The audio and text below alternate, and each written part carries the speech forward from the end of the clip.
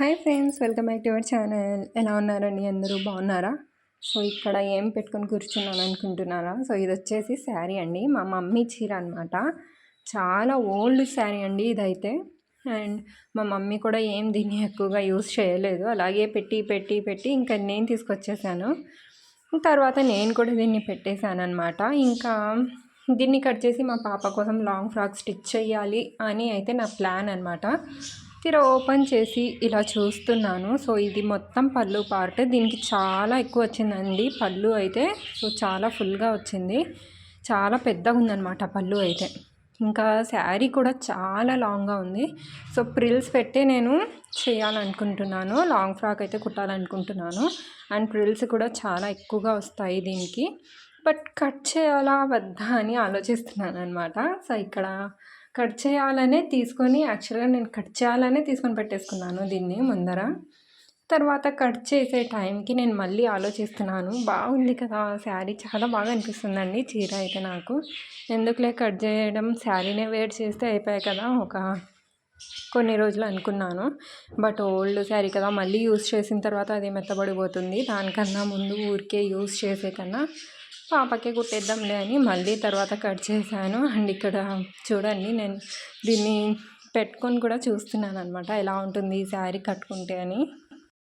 So cut చేయాలా వద్దా అని ఆలోచిస్తూ ఇంకా లాస్ట్కి కట్ చేసేసానండి. కట్ చేసి ఇంకా దానికోసం అని మెటీరియల్స్ అన్నీ వెళ్ళి మళ్ళీ బయటికి తీసుకొచ్చానమాట. లైనింగ్ క్లాత్, అలాగే ఇంకా థ్రెడ్స్ కూడా లేవు, థ్రెడ్స్ అలాగే నీడిల్స్ కూడా తీసుకొచ్చేసాను. బట్ ఇక్కడ వచ్చేసి మా ఇంటి దగ్గర షాప్ ఉంటుంది కదండి క్లాత్స్, ఆ మెటీరియల్స్ అన్నీ నాకు పన్నా చిన్నగా ఉంటాయండి. లైనింగ్ క్లాత్స్, కాటన్ అయినా కానీ పాలిస్టర్దైనా కానీ చాలా చిన్నగా వస్తుందన్నమాట. సో కాబట్టి దాన్ని అడ్జస్ట్ చేసి కుట్టాలంటే చాలా విసుగు వస్తుంది అసలుకి.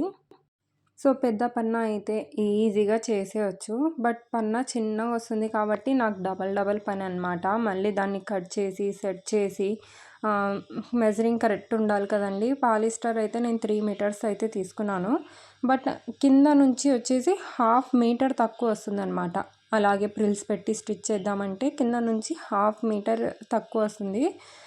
అందుకని ఇంకా మరీ బాగోదులే అంతగా అని దాన్ని మళ్ళీ కట్ చేసి నేను 6 పీసెస్ లాగా, దాన్ని 12 పీసెస్ లాగా కట్ చేసి అయితే మళ్ళీ స్టిచ్ చేశాను. సో చాలా డబల్ పని అండి.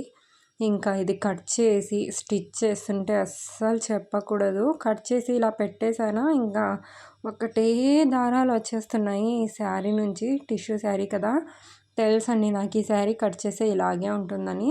అందుకనే నేను ఎప్పుడైతే స్టిచ్ చేయాలనుకుంటున్నానో అప్పుడే కట్ చేశాను అనమాట. అన్ని రోజులు నేను కట్ చేయకుండా అలాగే పెట్టేశాను. ఇంకా దీన్ని కట్ చేసి పెడితే శారీ మొత్తం అయిపోతుంది ఇలాగే దారాలన్నీ ఊడి అని.